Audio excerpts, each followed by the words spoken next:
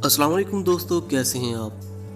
दोस्तों, किसी भी मुसलमान के ईमान की तकमील उस वक्त तक मुमकिन नहीं होती जब तक कि उसके दिल में हमारे प्यारे नबी सल्लल्लाहु अलैहि वसल्लम की मोहब्बत दुनिया की हर शय और हर रिश्ते से ज्यादा ना हो जाए। यही वजह है कि दुनिया में बहुत सारी ऐसी मिसालें मौजूद हैं जिन्होंने एक मिसाल कायम की। ये हर मुसलमान के दिल की ख्वाहिश होती है कि वो अपनी जिंदगी में कम अज कम एक बार खाना काबा और रोज़ा रसूल सल्लल्लाहु अलैहि वसल्लम की ज़ियारत जरूर करे। इस हवाले से हुकूमतें अपनी आवाम को इस रूहानी सफर की आसानी की सहूलियात फराहम करने की कोशिशें हर दौर में करती हैं। दोस्तों, खिलाफत उस्मानिया का दौर तुर्की की इस्लामी हुकूमत के उरूज का दौर था। ये वो वक्त था जबकि खिलाफत उस्मानिया को न सिर्फ दुनिया भर के मुसलमान कबूल करते थे बल्कि इसको इस्लाम का मरकज मानते थे। उस वक्त के हुक्मरान खलीफा अब्दुल हमीद सानी का शुमार एक आशिक रसूल सल्लल्लाहु अलैहि वसल्लम के तौर पर होता था। अपने दौरे हुकूमत में उन्होंने तुर्की से लेकर मदीना तक एक ट्रेन सफर का आगाज किया, जिसके लिए तुर्की से लेकर मदीना तक पटड़ी बिछाई गई ताकि तुर्की की आवाम सफर इश्क बगैर किसी दुश्वारी के कर सके।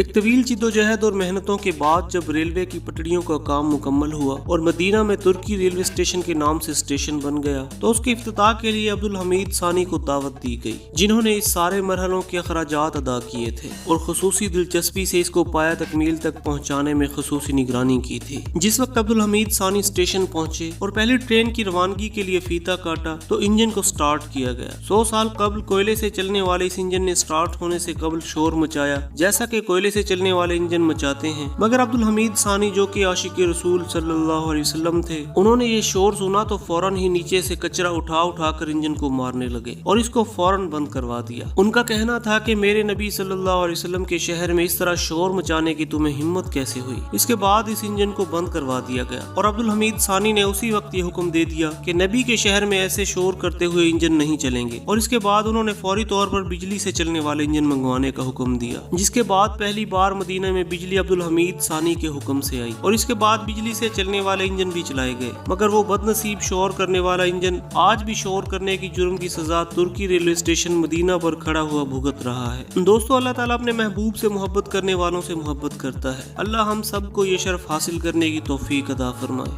आमीन। तो दोस्तों, ये थी आज की वीडियो। अगर आप ऐसी मजीद मालूमाती वीडियोस देखना चाहते हैं तो हमारे चैनल को सब्सक्राइब कर लें और वीडियो को दोस्तों के साथ शेयर ज़रूर कीजिएगा। अल्लाह हाफिज़।